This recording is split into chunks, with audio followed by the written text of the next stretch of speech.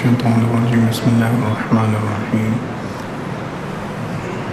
الف لام ميم را تلك آيات الكتاب والذي أنزل إليك من ربك الحق ولكن أكثر الناس لا يؤمنون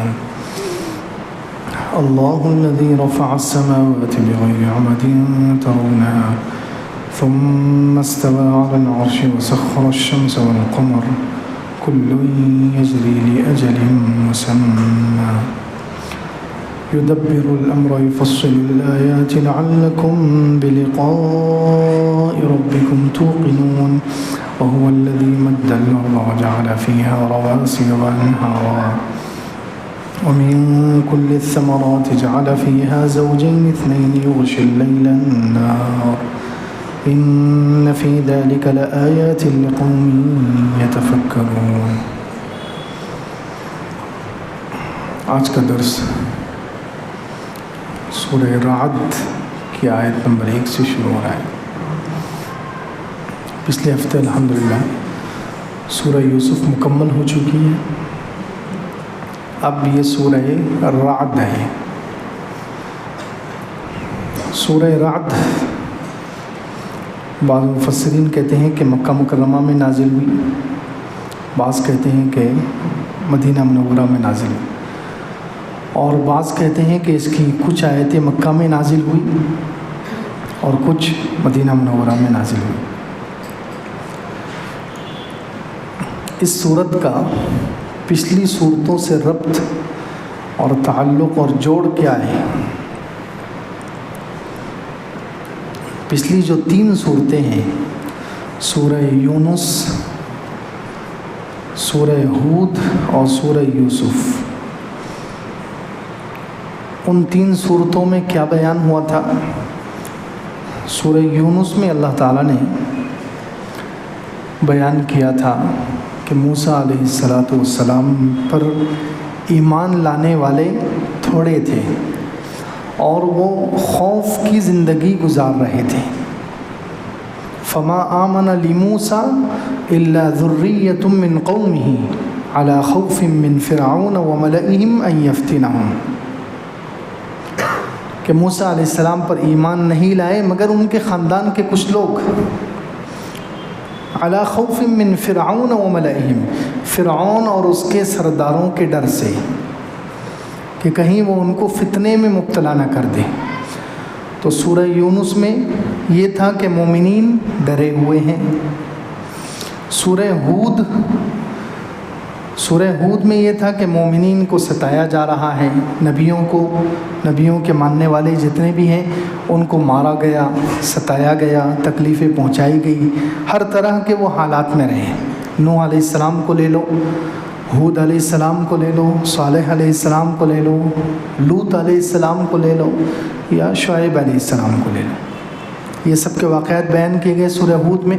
یہ سب نبیوں کو ستایا گیا، عذاب دیا گیا، تکلیفیں پہنچائی گئی، ہر طرح کی مشقتیں جھیلی. تو سورہ یونس میں تھا کہ مومنین ڈر میں ہیں، سورہ ہود میں تھا کہ مومنوں کو مارا جائے گا، ستایا جائے گا، تکلیفیں پہنچائی جائے گی، مومنین مشقت میں ہوں گے. پھر سورہ یوسف میں تھا کہ اللہ تعالیٰ اپنے لطف سے، اپنی مہربانی سے کیسے نبی کو کافروں سے آزاد کرتے ہیں، تکلیفوں سے نکالتے ہیں. سورہ یوسف میں حضرت یوسف علیہ السلام کے واقعے کے بعد ان ربی لطیف لما یشاء، کہ اللہ تعالیٰ اپنے لطف اور مہربانی سے کیسے مشقتوں سے نجات دیتے ہیں. نبی کو اور ماننے والوں کو، ایمان والوں کو اللہ تعالیٰ اپنی لطافت، اپنی مہربانی کے ساتھ کیسے نجات دیتے ہیں، یہ سورہ یوسف میں تھا. اب سورۃ الرعد ہے. سورہ یوسف میں تو ہے کہ اللہ تعالیٰ کی لطف، اللہ کی مہربانی کا تذکرہ، اور سورہ رعد میں ہے اللہ کی قدرت، اللہ کی ہیبت. رعد کہتے ہیں بجلی کو، ایک فرشتے کا بھی نام ہے، اور رعد اصل میں بجلی کو کہتے ہیں. بجلی جب کڑکتی ہے تو کیسی آواز آتی ہے، تو اس میں اللہ کی قدرت کا تذکرہ ہے، اللہ کی بطش کا، اللہ کی پکڑ کا، اللہ جل جلالہ کی ہیبت کا تذکرہ ہے. یہ تو ربط ہوا ان 4 صورتوں میں. ان 4 صورتوں کا آپس میں یہ تعلق ہے کہ سورہ یونس میں مومنین خوف کے اندر تھے، سورہ ہود میں مومنوں کو ستایا جائے گا، مارا جائے گا، تکلیفیں پہنچائی جائے گی، اور سورہ یوسف یہ بتاتی ہے کہ اللہ تعالیٰ مہربانی فرمائیں گے اور مصیبتوں سے نکالیں گے، اور سورۃ الرعد یہ بتا رہی ہے کہ اللہ کی پکڑ، اللہ کی قدرت ایمان والوں کے ساتھ ہے، اللہ تعالیٰ اپنی قدرت سے ایمان والوں کو کافروں سے نجات دیں گے، یہ سورۃ الرعد بتاتی ہے۔ اس صورت کا موضوع، اس صورت کا مقصد کیا ہے؟ اس صورت کا موضوع اور اس صورت کا مقصد، چونکہ یہ آدھی مکہ مکرمہ میں نازل ہوئی، آدھی مدینہ منورہ میں نازل ہوئی، اس لیے اس صورت میں اللہ رب العزت نے توحید کو بیان کیا ہے، اللہ کے ایک ہونے کی، اللہ کی قدرت کی دلیلیں دی گئی ہیں۔ دوسرے، رسالت، حضور اقدس صلی اللہ علیہ وسلم اللہ کے سچے رسول ہیں، آپ کی رسالت کو، رسول ہونے کو، سچے رسول اور پیغمبر ہونے کو بیان کیا گیا۔ اسی طرح معاد، آخرت کو بیان کیا گیا۔ اسی طرح اس صورت میں حق اور باطل کی کشمکش، حق اور باطل میں لڑائی ہوگی اور حق جیتے گا، حق اور باطل کی لڑائی ہوگی، باطل کتنا بھی اوپر اونچا اڑے، باطل کتنا بھی پھیل جائے، باطل کی مثال اس صورت میں اللہ تعالیٰ نے دی، فَأَمَّا الزَّبَدُ فَيَذْهَبُ جُفَاءً، باطل جھاگ کے جیسا ہے، پھینس کے جیسا، پانی پر جو پھینس ہوتا ہے، سمندروں میں پانی پر پھینس ہوتا ہے، تو وہ پھینس ایسا لگتا ہے کہ پھینس زیادہ ہے اور پھینس غالب ہے، پھینس چھا گیا ہے، حالانکہ وہ ایک پھونک مارو تو سارا پھینس ختم ہو جاتا ہے۔ اللہ تعالیٰ نے فرمایا باطل ایسا ہے، حق اور باطل کی دنیا میں لڑائی ہوتی ہے، کشمکش ہوتی ہے، جنگیں ہوتی ہیں، لیکن آخر میں حق جیت جاتا ہے، حق غالب آتا ہے، اور باطل فَأَمَّا الزَّبَدُ فَيَذْهَبُ جُفَاءً، اللہ تعالیٰ اس کو مٹا دیتے ہیں، پھینس کی طرح ہوا میں اڑا دیتے ہیں۔ اس سورت کا نام سورۃ الرعد۔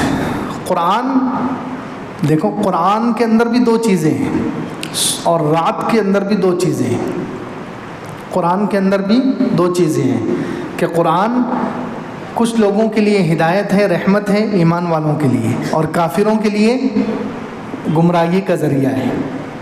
وَنُنَزِّلُ مِنَ الْقُرْآنِ مَا هُوَ شِفَاءٌ وَرَحْمَةٌ لِّلْمُؤْمِنِينَ، 15ویں پارے میں ہے کہ اللہ تعالیٰ فرمانے ہم قرآن کو نازل کرتے ہیں جو شفا ہے اور رحمت ہے ایمان والوں کے لیے، وَلَا يَزِيدُ الظَّالِمِينَ إِلَّا خَسَارًا، لیکن اسی قرآن سے جو ظالم ہیں ان کے نقصان میں اضافہ ہوتا ہے۔ تو قرآن کے اندر دونوں چیزیں ہیں، ہدایت بھی ہے، گمراہی بھی ہے، جو مانتا ہے اس کے لیے ہدایت ہے، جو اس کو قبول کر لے اس کے لیے وہ رحمت ہے، جو نہ قبول کرے تو یہی قرآن اس کے خلاف حجت ہے، اس کے لیے عذاب کا ذریعہ ہے۔ اسی طرح رعد، بجلی کے اندر بھی 2 چیزیں ہوتی ہیں، کچھ لوگوں کے لیے وہ اطمینان کا ذریعہ ہوتی ہے، جب بجلی چمکتی ہے تو بہت سارے لوگوں کو اطمینان ہو جاتا ہے کہ چلو بارش ہوگی، لیکن کچھ لوگوں کو ڈر لگتا ہے، کچھ لوگوں کو ڈر لگتا ہے۔ تو جیسے قرآن میں 2 چیزیں ہیں، ایسے ہی رعد میں بھی 2 چیزیں ہیں، بجلی میں بھی 2 چیزیں ہیں، کچھ لوگوں کو اس سے سکون ملتا ہے، اطمینان ملتا ہے، اور کچھ لوگوں کو ڈر لگتا ہے۔ سورہ رعد شروع ہو رہی ہے حروف مقطعات سے، الف لام میم را، حروف مقطعات کہتے ہیں وہ حروف جن کو ٹکڑے ٹکڑے کر کر پڑھا جاتا ہے، ملا کر نہیں پڑھتے، ان کو ملا کر نہیں پڑھتے، الگ الگ کر کے، الف لام میم را، یہ حروف مقطعات کہتے ہیں۔ اس سے پہلے سورہ یوسف میں بھی بتایا گیا تھا کہ یہ حروف مقطعات اللہ رب العزت جو صورتوں کے شروع میں لاتے ہیں اس کی کچھ حکمتیں ہیں۔ حروف مقطعات یہ ٹکڑے ٹکڑے کر کر پڑھے جانے والے حروف، یہ صورتوں کے شروع میں اللہ تعالیٰ لاتے ہیں، اس کی ایک حکمت تو یہ ہوتی ہے ایمان والوں کی آزمائش، ایمان والوں کی آزمائش، اللہ تعالیٰ آزمانا چاہتے ہیں۔ کیا آزمائش ہے اس میں ایمان والوں کی؟ کہ اللہ تعالیٰ یہ دیکھنا چاہتے ہیں کہ میرے بندے میری ہر بات کو، میرے قرآن میں سے ہر چیز کو قبول کرتے ہیں یا نہیں، چاہے سمجھ میں آئے یا نہ آئے۔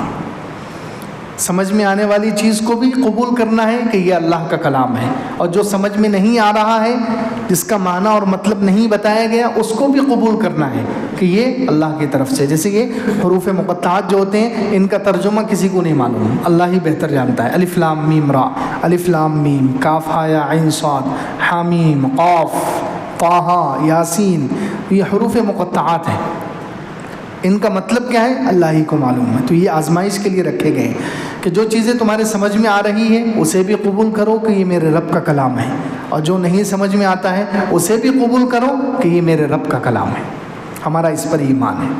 تو ایک تو آزمائش کے لیے حروف مقطعات رکھے جاتے ہیں، دوسرے یہ حروف مقطعات رکھے گئے ہیں عربوں کو چیلنج دینے کے لیے۔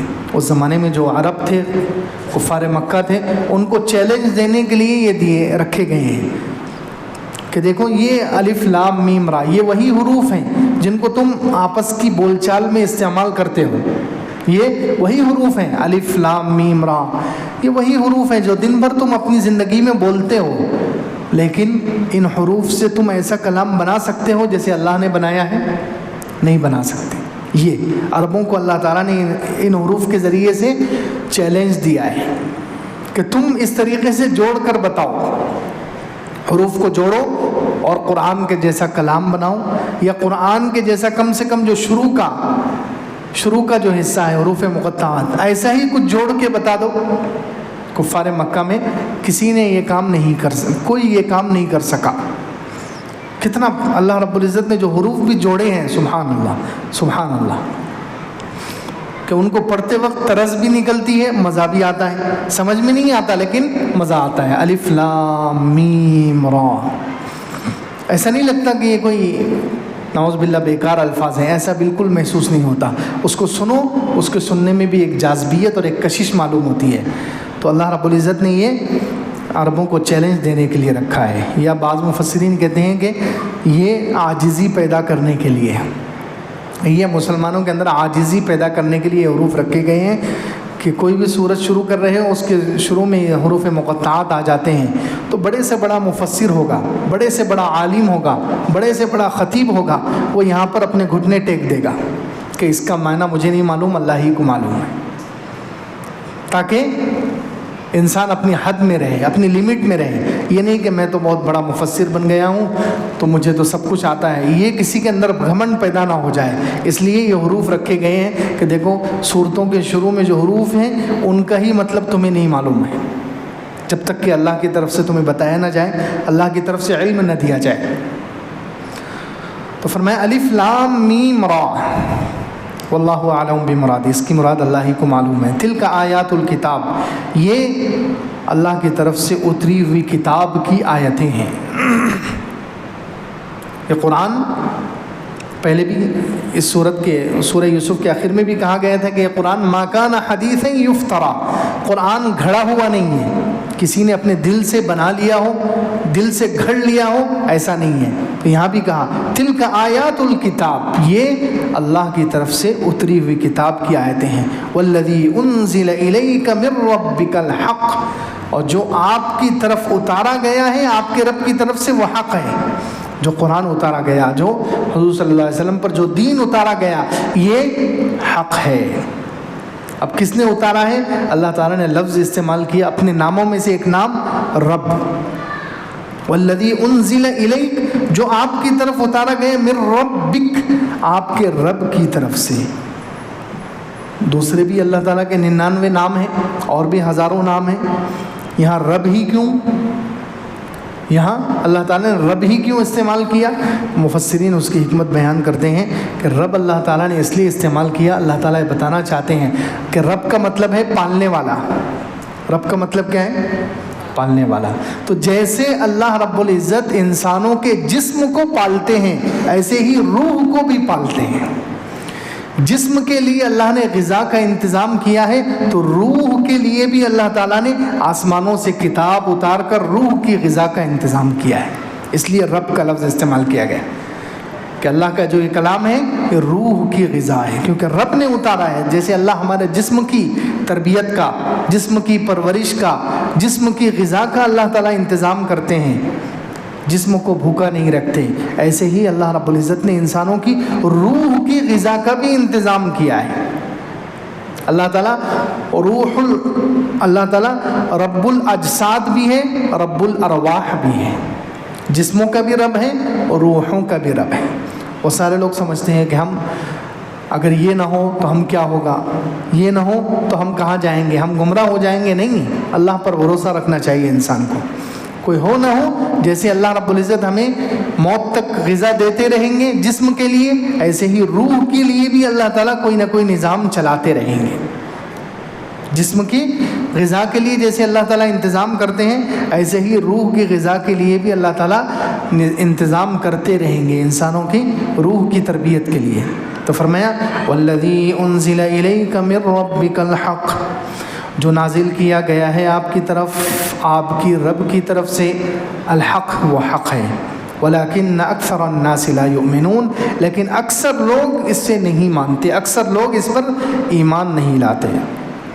اب قرآن کس نے نازل کیا ہے اور دین کس نے نازل کیا ہے، اللہ رب العزت اس کو سمجھا رہا ہے۔ اللہ الذی رفع السماوات بغیر عمد ترونها، اللہ وہ ذات ہے جس نے آسمانوں کو بلند کیا بغیر ستون کے جس کو تم دیکھتے ہو۔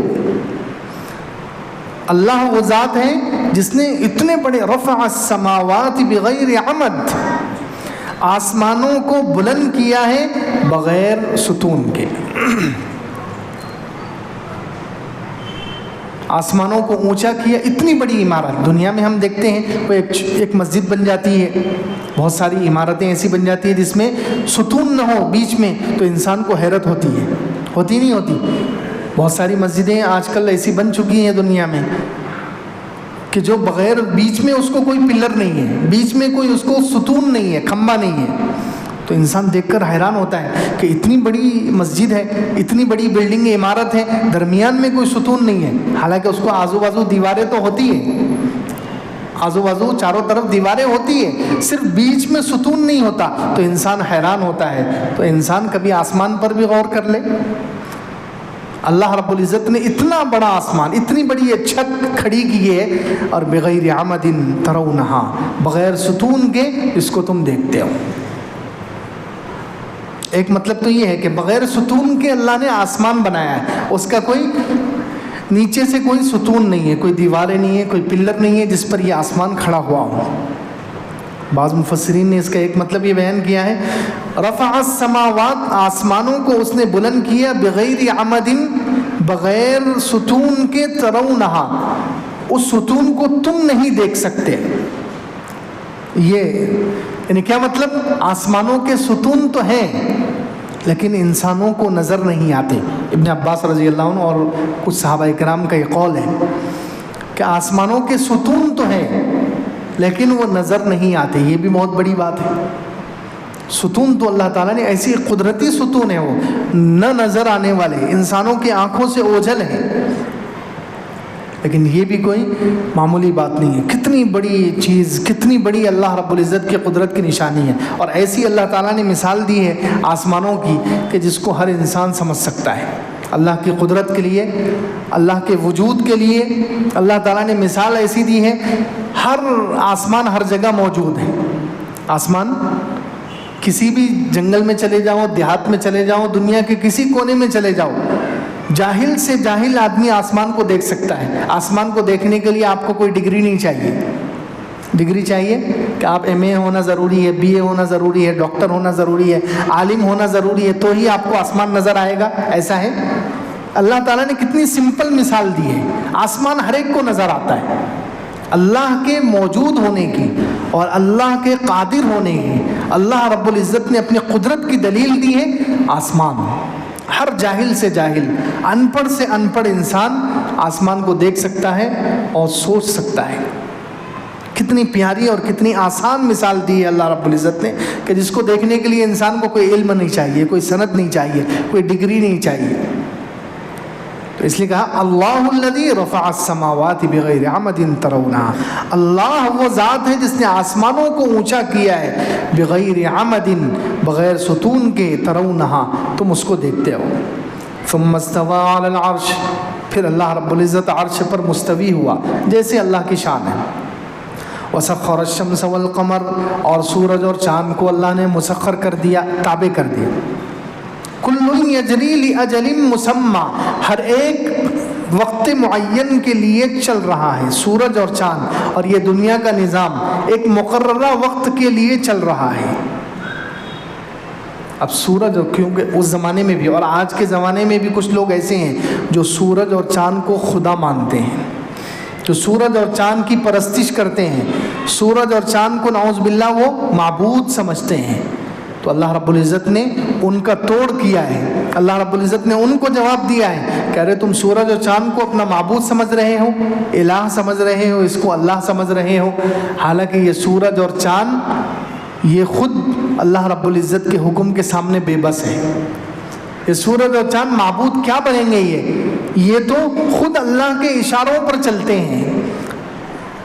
یہ سورج اور چاند اپنا نظام خود نہیں چلا رہے، اللہ کے حکم سے یہ چل رہے ہیں۔ کل یجری لاجل مسمى، یہ سب کے سب ایک وقت مقررہ کے لیے چل رہے ہیں، تو کس کے حکم پر؟ اللہ کے حکم پر یہ سورج اور چاند چلتے ہیں۔ تو جو خود اللہ کے حکم کے محتاج ہیں اور اللہ کے حکم پر چل رہے ہیں، وہ معبود کیسے ہو سکتے ہیں؟ وہ معبود کیسے ہو سکتے ہیں؟ اس لیے کہا کل یجری لاجل مسمى، سورج اور چاند کو اللہ رب العزت نے مسخر کر دیا، تابع کر دیا۔ کل یجری لاجل مسمى، سب کے سب چل رہے ہیں ایک وقت معین کے لیے۔ یدبر الامر، یعنی قیامت کے لیے چل رہے ہیں، قیامت پر جا کر یہ سب سسٹم ختم ہو جائے گا۔ قیامت پر جا کر ایک وقت مقررہ کے لیے چل رہے ہیں کہ کیا مطلب؟ قیامت تک کے لیے چل رہے ہیں۔ قیامت میں جا کر پھر اذا الشمس کورت واذا النجوم انکدرت واذا الجبال سیرت، اللہ تعالیٰ سورج، چاند، ستاروں سب کو ختم کر دیں گے۔ تو یہ وقت مقررہ کے لیے چل رہے ہیں، اس کا مطلب یہ یدبر الامر، اللہ رب العزت ہی معاملات کی تدبیر کرتا ہے، کرتا رہے گا۔ یعنی اللہ تعالیٰ نے دنیا، آسمانوں کو بنا دیا، زمین کو بنا دیا، سورج اور چاند کا نظام بنا دیا، اور اللہ تعالیٰ نے ان کو چھوڑ دیا، ان کے خود کے حوالے کر دیا، ایسا نہیں ہے۔ اللہ رب العزت نے پیدا بھی کیا اور یدبر الامر، وہی تدبیر بھی کرتا ہے، وہی یہ نظام، اسی کے حکم پر یہ نظام چلتا بھی ہے۔ پہلے بھی چلتا تھا، آج بھی چلتا ہے، مضارع کا صیغہ، ہمیشہ چلتا رہے گا۔ یدبر الامر، وہی معاملات کی تدبیر، پلاننگ کرتا ہے، کرتا رہے گا۔ اللہ رب العزت ہی تدبیر کرتا ہے سورج اور چاند کا نظام، اور سارے نظام اللہ رب العزت بنا کر فارغ نہیں ہو گیا، مخلوق کے حوالے نہیں کر دیا کسی کے۔ یہی لوگ شرک کرتے ہیں۔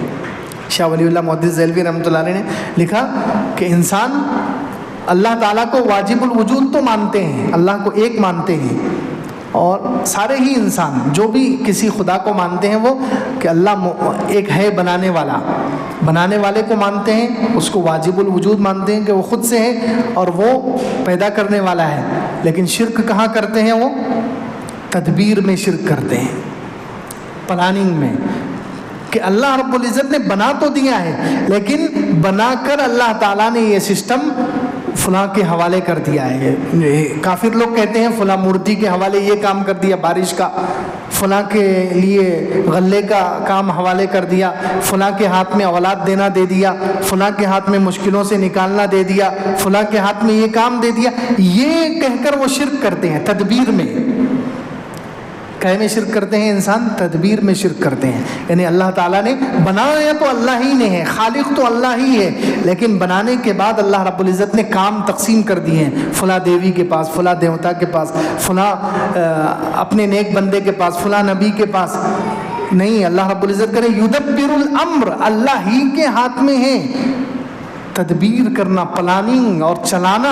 پیدا کر کے اللہ تعالیٰ فارغ نہیں بیٹھا ہے، بلکہ چلاتا ہی ہے، چلاتا ہی رہے گا، اسی کے حکم پر یہ سب چلتا ہے۔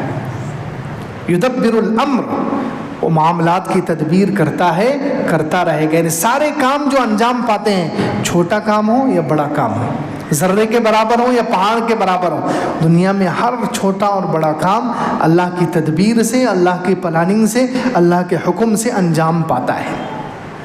اللہ ہی کے ہاتھ میں یہ سارے کاموں کا اختیار ہے۔ یفصل الآیات، اللہ تعالیٰ آیتوں کو تفصیل سے بیان کرتے ہیں، لعلکم بلقاء ربکم توقنون، تاکہ تم اپنے رب سے ملاقات پر یقین رکھو۔ یعنی یہ جو مثال دی ہے اللہ تعالیٰ نے کہ آسمانوں کو اللہ تعالیٰ نے بغیر ستون کے بنایا جس کو تم دیکھتے ہو، پھر عرش کا اتنا بڑا عرش جو اللہ کی سب سے بڑی مخلوق ہے، پھر سورج اور چاند کا نظام، تو اس میں اللہ تعالیٰ نے دو چیزیں ثابت کی ہیں۔ کتنی چیزیں ثابت کی ہیں؟ دو چیزیں ثابت کی ہیں۔ ایک تو اللہ تعالیٰ نے اپنے وجود کو کہ میں موجود ہوں، میں یہ نظام چلاتا ہوں، ایک تو اس سے اللہ کی قدرت سمجھ میں آ رہی ہے، اللہ کا وجود سمجھ میں آ رہا ہے، اللہ کی ذات سمجھ میں آ رہی ہے، اور دوسرے اس نظام سے اللہ تعالیٰ آخرت کو سمجھا رہے ہیں۔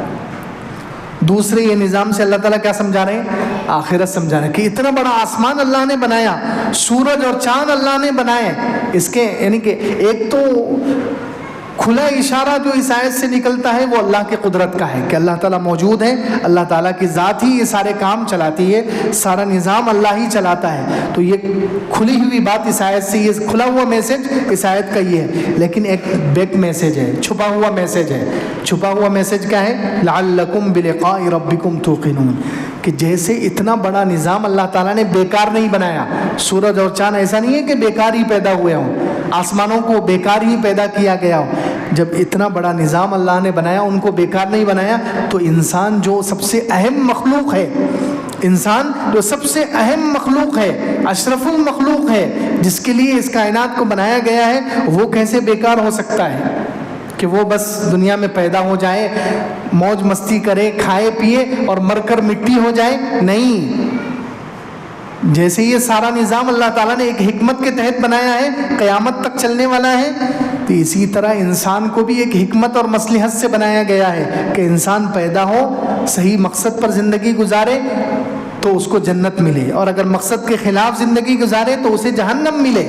تو یہ آخرت بھی اس آیت سے ثابت ہو رہی ہے، اللہ کا وجود بھی ثابت ہو رہا ہے، اللہ کی قدرت بھی اللہ تعالیٰ اس آیت سے ثابت کرتے ہیں۔ اسی طرح قیامت میں دوبارہ زندہ ہونے کو بھی ثابت کیا جا رہا ہے، دو پیغام دیے جا رہے ہیں، دو چیزیں ثابت کی جا رہی ہیں۔ تو اس لیے کہا یفصل الآیات، اللہ تعالیٰ آیتوں کو کھول کر بیان کرتے ہیں، کیوں؟ لعلکم بلقاء ربکم توقنون، تاکہ تم اپنے رب کی ملاقات پر یقین کرو کہ جس نے یہ سارا نظام بنایا ہے وہ تمہیں مرنے کے بعد دوبارہ زندہ بھی کر سکتا ہے، یہ تاکہ تم اپنے رب سے ملاقات پر یقین رکھو، تمہارے اندر یقین پیدا ہو جائے کہ وہ اللہ جس نے اتنا بڑا آسمان بغیر ستون کے کھڑا کر دیا ہے، یا ایسے ستونوں پر کھڑا کیا ہے جو ہمیں نظر نہیں آ سکتے، اسی طرح وہ سورج اور چاند کا اتنا بڑا سسٹم چلا رہا ہے، تو کیا اس کو اس بات پر قدرت نہیں ہے کہ وہ انسان کو دوبارہ زندہ کر سکے؟ بے شک ہے، اور یقیناً وہ زندہ کرے گا۔ تو یہ دو پیغام ایک ساتھ دیے جا رہے ہیں۔ تو فرمایا یدبر الامر، وہی سارے معاملات کی تدبیر کرتا ہے، یعنی دنیا کو بنا کر سارا نظام وہی چلا رہا ہے، اسی کے حکم، اسی کی حکمت، اسی کی تدبیر اور پلاننگ سے نظام چل رہا ہے۔ یفصل الآیات، آیتوں کو وہ تفصیل سے بیان کرتا ہے، کھول کھول کر، لعلکم بلقاء ربکم توقنون، تاکہ تم اپنے رب کی ملاقات یعنی قیامت کے دن زندہ ہو کر اپنے رب سے ملنے پر یقین کرنے لگ جاؤ۔